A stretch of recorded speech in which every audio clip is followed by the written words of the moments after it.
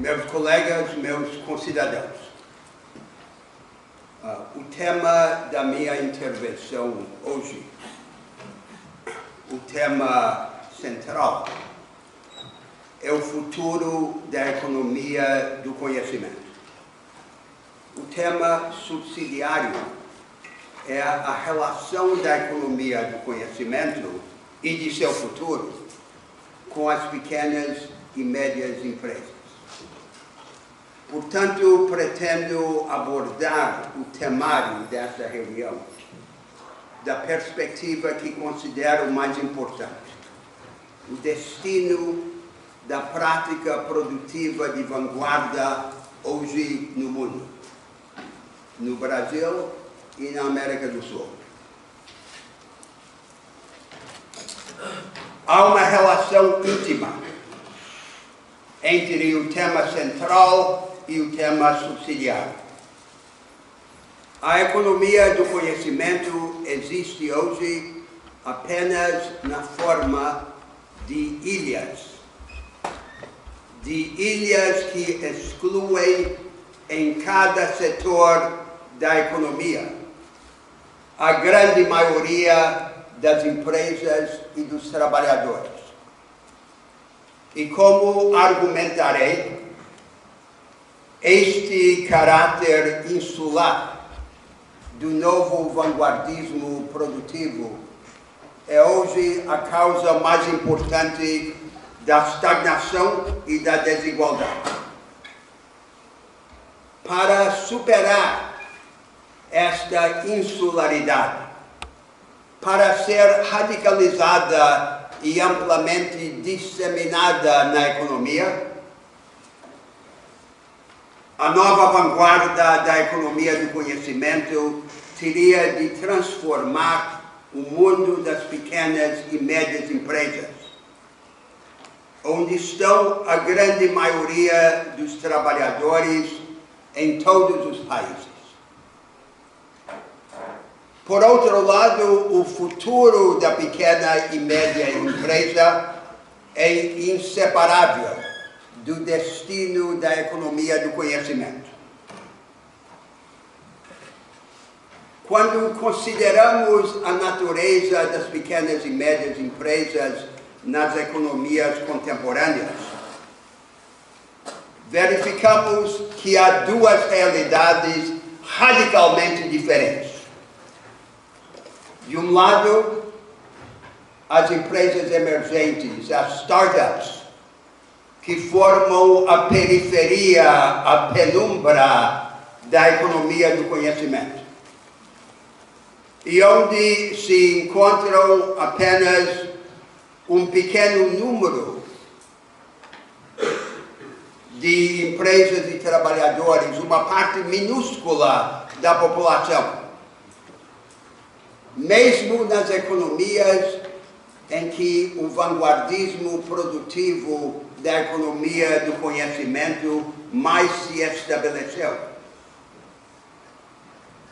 a pequena e média empresa, em sua grande maioria, em todas as economias do mundo, consiste em empreendimentos não apenas de pequena escala, mas retrógrados, arcaicos em seu paradigma produtivo e tecnológico. É ali que está a grande maioria.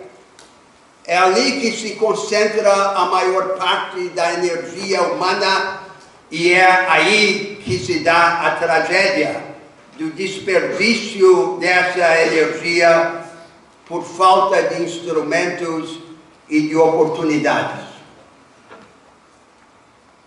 O futuro da economia do conhecimento determinará se esse fosso entre a linha de frente das startups e o vasto mundo dos pequenos empreendimentos retrógrados será ou não superado.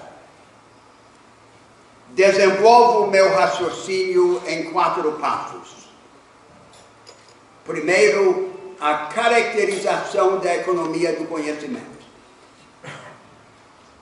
segundo o enigma de seu confinamento a vanguardas excludentes em cada parte do aparato produtivo. Terceiro, o novo dilema do desenvolvimento no mundo. E quarto, os requisitos, as condições para superar este confinamento da vanguarda e instaurar nas sociedades contemporâneas um vanguardismo includente. A economia do conhecimento. Adam Smith e Karl Marx, os dois maiores pensadores na história da teoria econômica, compreenderam que a melhor maneira de estudar os fundamentos da economia é compreender a prática mais avançada da época. Para Smith e Marx era a manufatura mecanizada e sua sequela, o Fordismo industrial. Para nós é a economia do conhecimento.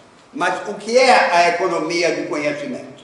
Comumente se confunde com a produção digital, com a economia da internet ou com a manufatura avançada. A economia do conhecimento existe hoje em toda a economia, em todos os setores, não apenas na indústria, não apenas na manufatura avançada, mas também nos serviços densos em ideias e capacitações e na agricultura científica ou de precisão. A própria distinção entre os setores é esmaecida na época da economia do conhecimento, porque, por exemplo, a manufatura avançada consiste em grande parte em serviços intelectuais cristalizados. Mas a natureza profunda da economia do conhecimento, o seu potencial, a sua promessa, é suprimido ou obscurecido por conta de seu confinamento. Uma prática produtiva só revela sua verdadeira natureza na medida em que se aprofunda. E só se aprofunda na medida em que se dissemina. Porque ela hoje se encontra confinada às vanguardas excludentes, ela não revela sua verdadeira natureza e seu potencial maior. Superficialmente, a economia do conhecimento consiste no acúmulo de capital, tecnologia e ciência nas partes da produção que identificamos com alta tecnologia. Se avançarmos para um segundo nível de profundidade, o nível da gestão e da engenharia de produção, podemos caracterizar a economia do conhecimento pela combinação de duas séries de características. A primeira é reconciliar a diversificação ou customização de produtos e serviços com grande escala. A diversificação era a prerrogativa da produção artesanal. Mas agora, nessa produção avançada, é possível diversificar e produzir em grande escala ao mesmo tempo.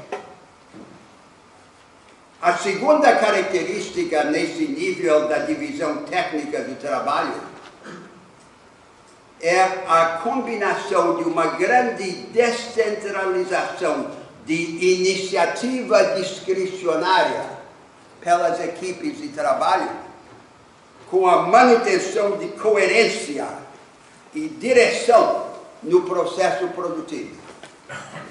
É como o contraste entre um batalhão tradicional de infantaria e uma guerrilha. Uma guerrilha que se distribui no teatro do conflito e em que o plano do combate é reinventado constantemente no curso da sua implementação. E os contrastes entre as tarefas de supervisão e as tarefas de execução são, se não inteiramente superados, pelo menos matizados. E se o contraste entre planejar e executar começa a desaparecer, as distinções entre todas as tarefas especializadas são também relativizadas.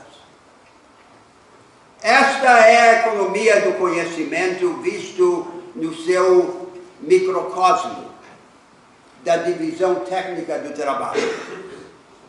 Mas não podemos compreender a economia do conhecimento se não avançarmos para um outro nível, mais profundo, em que se revelam as suas promessas. Neste nível da prática produtiva vista como um todo, vista como ela não é hoje, mas como poderia ser, radicalizada e disseminada, o novo vanguardismo produtivo tem 3 atributos. O primeiro atributo é que encerra a promessa de superar a regularidade mais constante e universal na atividade econômica até agora, que é o caráter decrescente dos retornos a qualquer insumo no processo produtivo. Acumulando um insumo e mantendo os outros insumos constantes, o retorno aumenta e depois começa a cair. Se há uma regularidade na economia que merece ser considerada uma lei universal, seria esta. A economia do conhecimento promete superar esta regularidade, afrouxando ou no futuro até revertendo o declínio dos retornos marginais e criando condições para uma forma de produção em que os retornos marginais podem ser até crescentes. E por quê? Estranho que a regularidade mais importante na vida econômica ainda hoje careça de explicação. Talvez o começo de uma explicação seja o seguinte: em todas as formas de produção dominadas até agora, a inovação era basicamente externa ao processo produtivo. A inovação era produzida pelo avanço da ciência, de um lado, e pela transformação institucional movida pela política, de outro lado. Era externa. E porque era externa, era também pontual, episódica ou descontínua. Há uma inovação tecnológica, organizativa ou institucional. A inovação é introduzida, ela resulta no aumento dos retornos, mas como mais um insumo no processo produtivo, o potencial desta inovação eventualmente se exaure e os retornos começam a cair. A natureza da economia do conhecimento é tal que o processo de inovação cada vez mais se torna interno à produção. E em vez de ser episódica ou descontínua a inovação, ela começa a ser perpétua. É o caráter perpétuo da inovação e sua internalização no processo produtivo que assegura o potencial de superação dos declínios marginais decrescentes. A segunda característica profunda da economia do conhecimento é que ela assemelha o trabalho da imaginação e o trabalho da produção. Se perguntarmos da perspectiva da nossa experiência hoje, qual é a prática produtiva mais avançada, a resposta é a prática produtiva mais próxima ao trabalho da imaginação.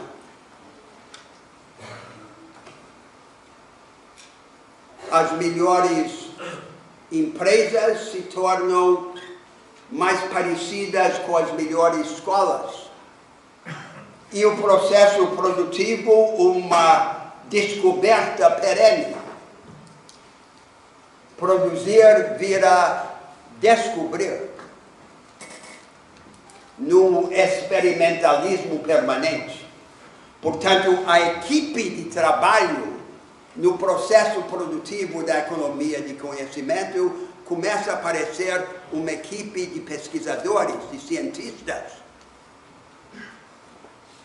A cata de ideias, de descobertas.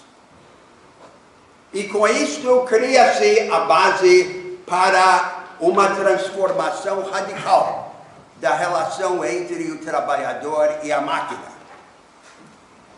Na fábrica de alfinetes de Adam Smith, ou na linha de montagem de Henry Ford, o trabalhador trabalha como se fosse uma de suas máquinas, por movimentos rotineiros que espelham a operação repetida da máquina. Na economia do conhecimento, com sua experiência de inovação perpétua e interna, nós temos pela primeira vez a possibilidade de instaurar uma relação completamente diferente entre o trabalhador e a máquina. Tudo o que aprendemos a repetir, expressamos numa fórmula ou num algoritmo. E em seguida encarnamos a fórmula ou algoritmo num aparato físico. O propósito da máquina é fazer para nós tudo o que aprendemos a repetir, para que possamos reservar nosso recurso supremo, o tempo, para aquilo que ainda não é repetível. E assim é como se o trabalhador, em vez de ser o espelho da máquina, virasse uma antimáquina. E a aliança da máquina com a antimáquina é incomparavelmente mais poderosa do que a máquina ou a antimáquina sozinha. A terceira característica mais profunda da economia do conhecimento é uma revolução na cultura moral da produção. A cultura moral das práticas produtivas anteriores, como a manufatura mecanizada, é a cultura de um nível baixo, porém generalizado, de confiança entre estranhos. Desta perspectiva, uma economia de mercado poderia ser definida como uma forma simplificada de cooperação entre estranhos, que é impossível quando não há um mínimo de confiança e que é desnecessária quando há alta confiança. Portanto, a generalização da confiança, porém, num nível muito baixo. E daí a necessidade de manter estruturas de hierarquia e especialização rígidas, comando e controle. Esta nova prática produtiva exige uma elevação do nível de discricionariedade e de confiança recíproca. Não se satisfaz com o patamar baixo de confiança generalizada. E esta é uma transformação profunda na cultura moral da produção. Uma de suas consequências é relativizar o contraste entre a concorrência e a cooperação. E exigir que todos os participantes no processo produtivo possam gozar de um nível muito mais alto do que o nível tolerado nas práticas produtivas anteriores de ação discricionária do indivíduo e de sua equipe. Esta é a economia do conhecimento, vista na sua verdadeira, porém suprimida natureza. Vista como ela não é hoje, na sua forma superficial e confinada. Agora avanço para o segundo passo do meu raciocínio. O enigma do confinamento.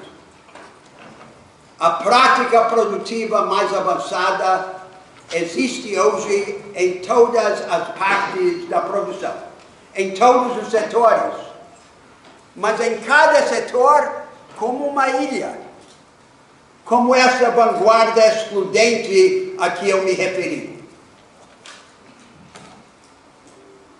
A prática produtiva avançada anterior à manufatura mecanizada tinha uma associação íntima com um setor da economia, a indústria, pela sua própria natureza e a natureza das máquinas com que trabalhava.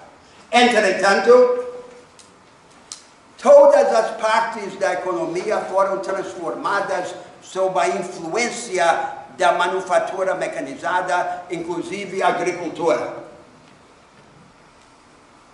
Agora, nós temos uma prática avançada que não tem mais um vínculo exclusivo com qualquer setor da economia. Em princípio, deveria ser capaz de uma disseminação universal no aparato produtivo. Mas acontece o oposto. Em vez de ser aprofundada e disseminada, existe sob quarentena, negada à grande maioria das empresas e dos trabalhadores. Consideremos as consequências e depois as causas deste confinamento. As consequências são de duas ordens: estagnação econômica e desigualdade econômica. Sabem que nos Estados Unidos, por exemplo, existe, sob o slogan da estagnação secular, um discurso que tenta naturalizar a desaceleração do crescimento econômico nas economias mais ricas, atribuindo esta relativa estagnação ao que seria, por exemplo, o potencial menos revolucionário das tecnologias contemporâneas quando comparadas com as inovações tecnológicas de 100 anos atrás. Mas essa tese é uma tese absurda, contraintuitiva. O que pode ser mais revolucionário do que a inteligência artificial? A verdadeira causa da estagnação econômica é simples e clara. É a negação à grande maioria dos trabalhadores e das empresas de acesso à prática produtiva mais avançada. Como pode não ocorrer estagnação se aquilo que é mais produtivo se mantém como apanágio de uma pequena elite tecnológica e empresarial? E ocorre o aprofundamento de uma segmentação hierárquica do sistema produtivo. É isto que temos. E se a estagnação é a primeira consequência do confinamento, a segunda consequência é a desigualdade, o agravamento da desigualdade. Resulta desta segmentação hierárquica, desse fosso entre as vanguardas e as retaguardas da produção. É este fosso que perpetuamente gera desigualdades de grande dimensão que não podem ser superadas pelo remédio tradicional. O remédio tradicional é a redistribuição compensatória e retrospectiva da renda por meio da tributação progressiva e do gasto social redistribuidor. A compensação retrospectiva pode atenuar, mas não pode superar a consequência da desigualdade que tem raízes estruturais. E as causas deste confinamento? Talvez possamos ensaiar o início de uma explicação, fazendo um contraste entre as características da manufatura avançada ou do Fordismo industrial de um lado e os atributos dessa economia do conhecimento de outro lado. O Fordismo industrial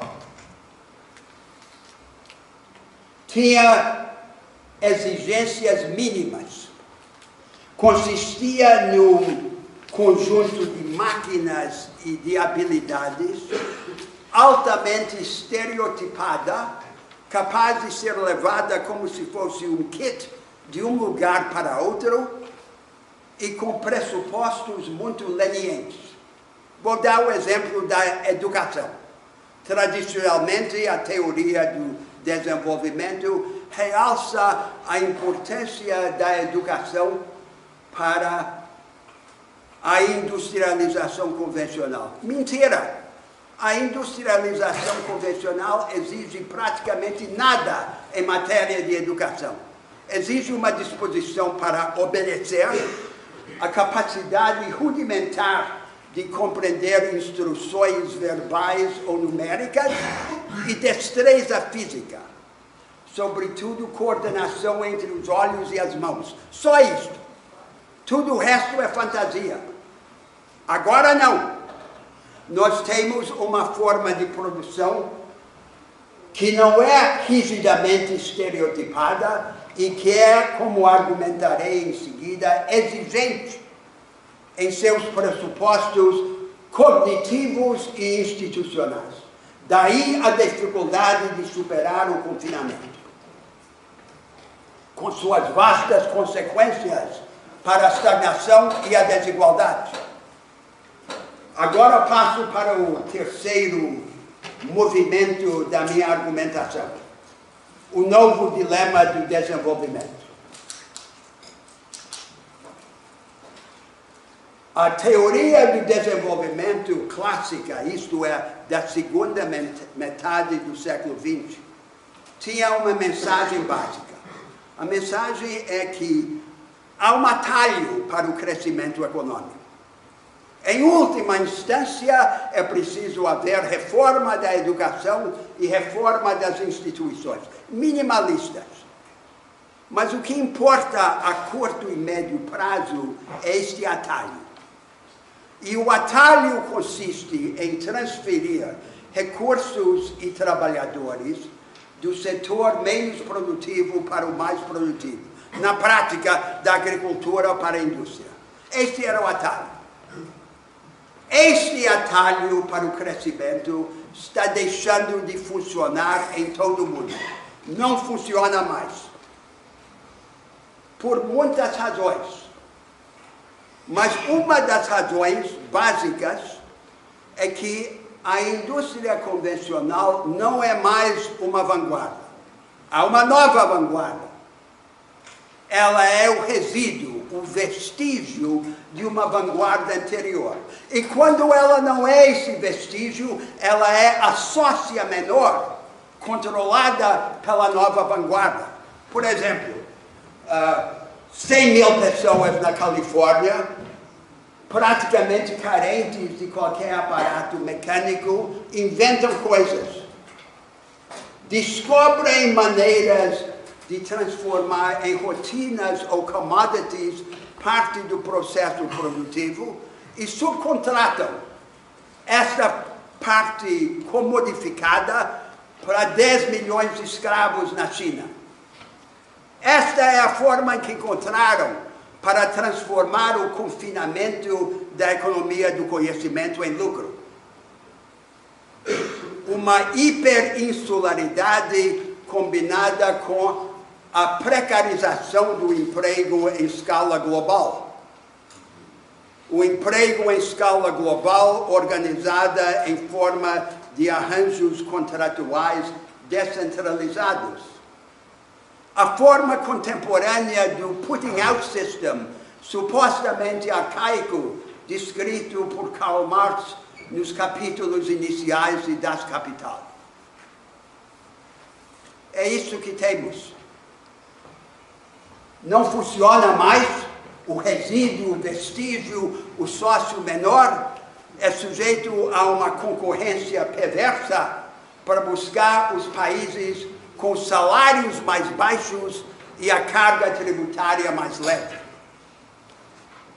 Enquanto os ricos, os ricaços nas economias avançadas se livram do ônus das coisas materiais, do trabalho fixo, e se concentram no processo criativo.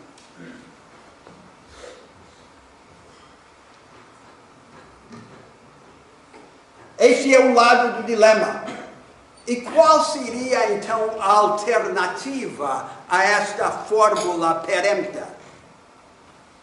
Seria uma variante includente e radicalizada da economia do conhecimento. Mas esta alternativa não existe. Não existe em nenhum país do mundo hoje. Mesmo nos países mais ricos, com as populações mais educadas. Portanto, o dilema ainda não reconhecido no nosso país, que cada vez mais ocupa o centro do debate a respeito do desenvolvimento no mundo, é este. A fórmula da industrialização convencional não funciona mais. A alternativa, porém, de um vanguardismo produtivo includente é inacessível. Se parece ser inacessível nos Estados Unidos ou na Alemanha, como não seria inacessível no Brasil? É este o dilema que temos que resolver. E só há uma maneira de resolvê-lo, quebrando o dilema do segundo lado e encontrando maneiras de transformar a tarefa supostamente inacessível em viável, decompondo-a em partes e em etapas. E para isto, nós teríamos de nos livrar do nosso impedimento maior, que é o colonialismo mental. Estamos acostumados a reorganizar o país apenas quando recebemos uma licença na forma do exemplo dos países de referência. A mentalidade da cópia e da obediência, quando o que se impõe ao país é o imperativo da rebeldia.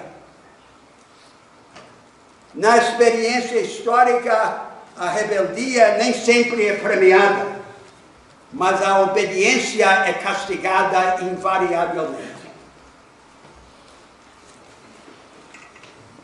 Esta é a única maneira de romper o dilema do desenvolvimento.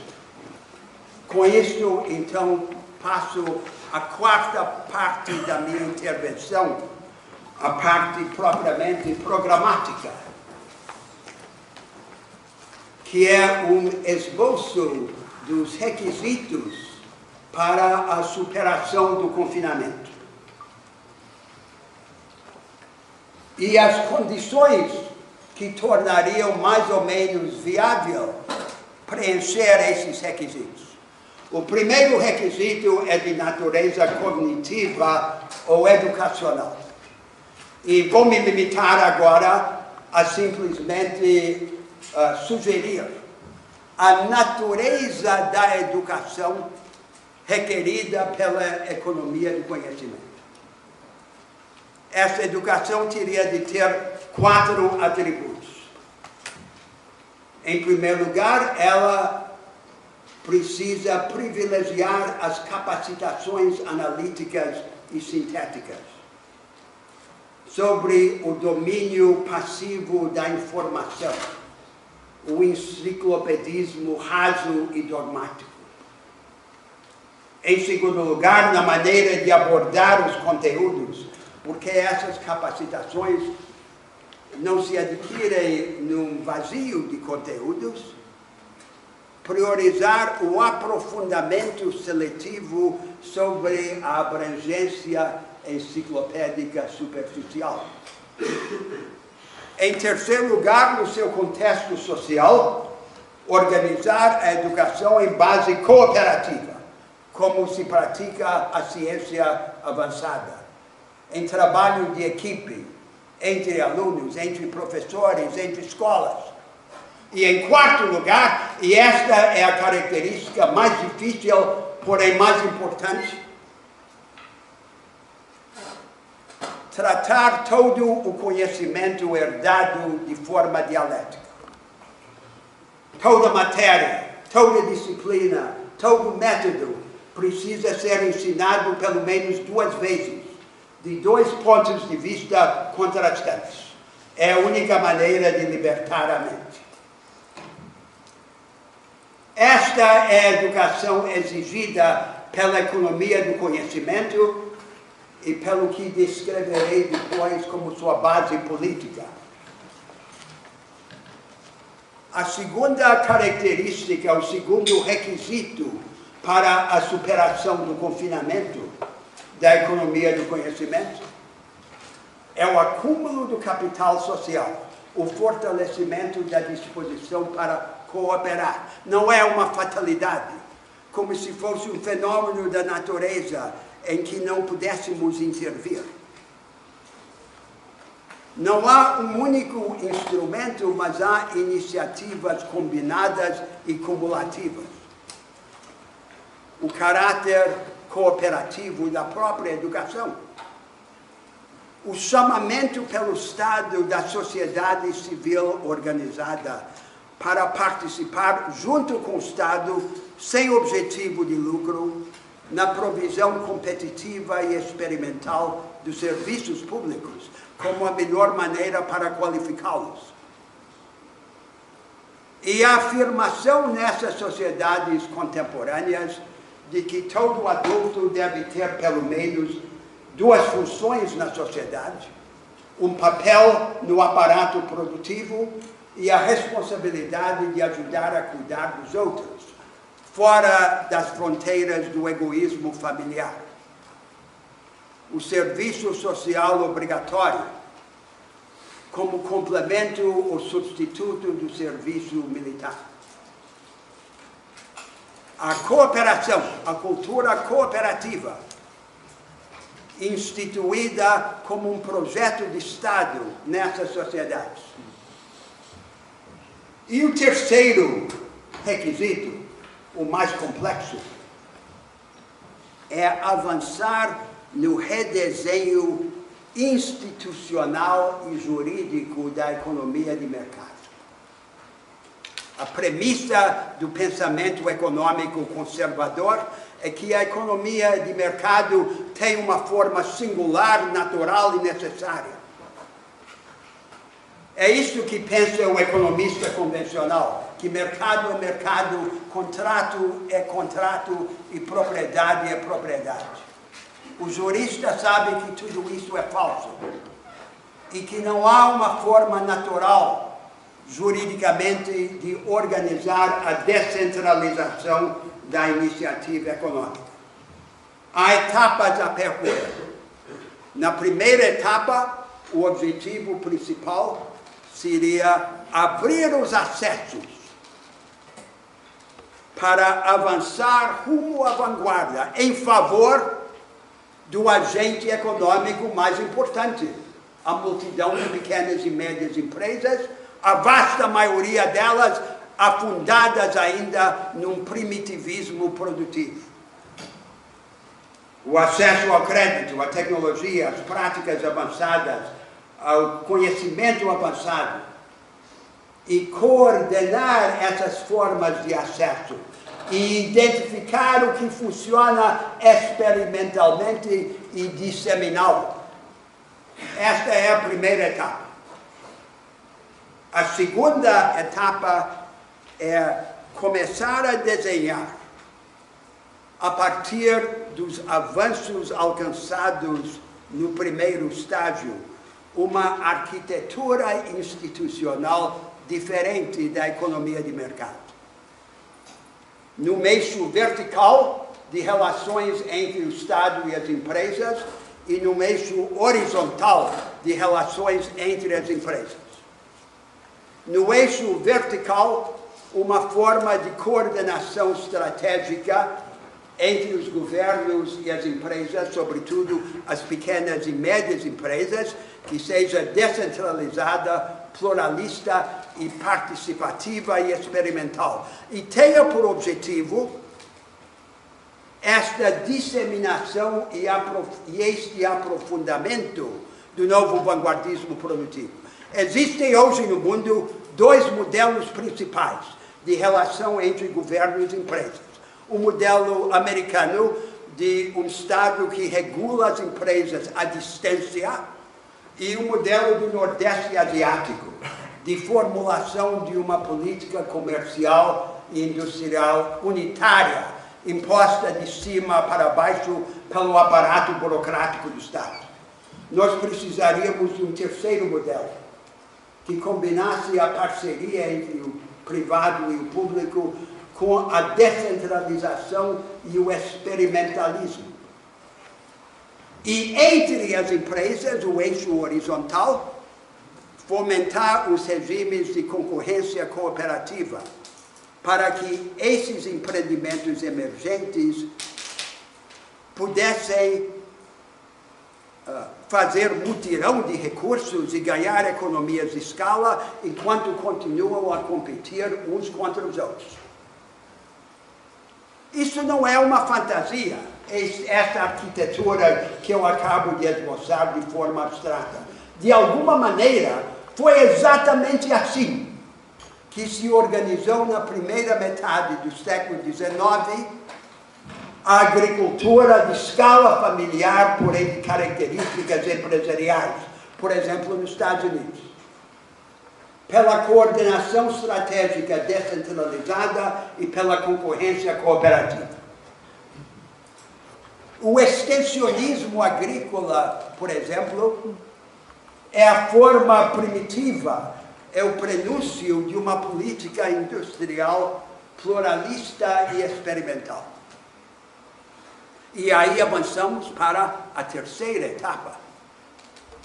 A terceira etapa é começar a inovar nos mecanismos jurídicos básicos de descentralização, de acesso aos recursos e oportunidades da produção. Uma grande variedade de regimes de contrato e de propriedade privada e social coexistindo experimentalmente na mesma economia de mercado. A descentralização econômica deixaria de ser presa na cruz de uma forma dogmática e única do mercado. O experimentalismo do mercado se voltaria contra o seu próprio arcabouço jurídico e institucional. Agora pergunto, em que condições de cultura e de política se torna relativamente mais provável que uma sociedade contemporânea conseguiria satisfazer aos 3 requisitos: o educativo, o social ou moral e o jurídico ou institucional que eu acabo de descrever. A base cultural para esta transformação é a radicalização do impulso experimentalista, do experimentalismo radical em cada departamento da vida social, em que o objetivo é construir o indivíduo como agente, não como beneficiário, agente a equipar, não beneficiário a cooptar. E esta difusão do experimentalismo depende de condições práticas. Não só a natureza dialética da educação a que eu me referi, mas a facilidade assegurada pelo Estado para indivíduos trocarem de carreira, de trajetória no curso de suas vidas. E assim se criar uma cultura em que a vocação do indivíduo de ser mais do que a sua circunstância é reconhecida. E parte da responsabilidade do Estado é ajudar os cidadãos a se reinventarem. E qual é a condição política para esta transformação que eu advoguei? A condição política é a construção ao longo do tempo de uma democracia diferente das democracias fracas e sonolentas que existem hoje.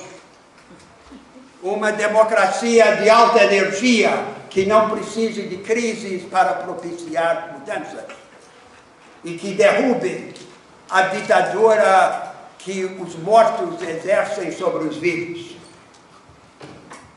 Uma democracia que eleve o grau de participação popular organizada na vida pública. A premissa da ciência política conservadora é que a política ou é fria e institucional, ou é quente e anti-institucional, como se tivéssemos que escolher na vida pública entre Madison e Mussolini. Nada disso. Nós podemos ter instituições que elevam de forma permanente e organizada o nível de participação.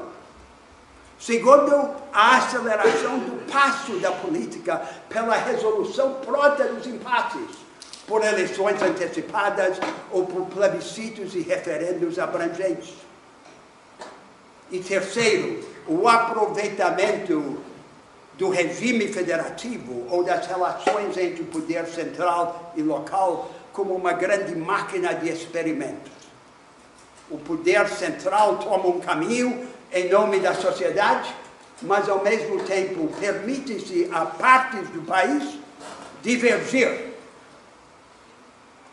e construir contra-modelos do futuro nacional, uma dialética de vanguardismos.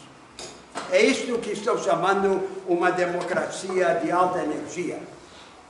Mudancista, capaz de enfrentar e dominar a estrutura herdada da sociedade. Esta é a base política de um vanguardismo produtivo includente. Agora completei os 4 passos de meu raciocínio e faço uma reflexão final. Primeiro, uma reflexão a respeito do destino das pequenas e médias empresas. Qual é a tragédia das sociedades contemporâneas? Muito claramente manifesta na nossa experiência brasileira. O que é o Brasil? Um grande caldeirão de energia humana frustrada. Qual é a nossa característica mais importante? A vitalidade. Uma vitalidade assombrosa, desmesurada, anárquica, quase cega.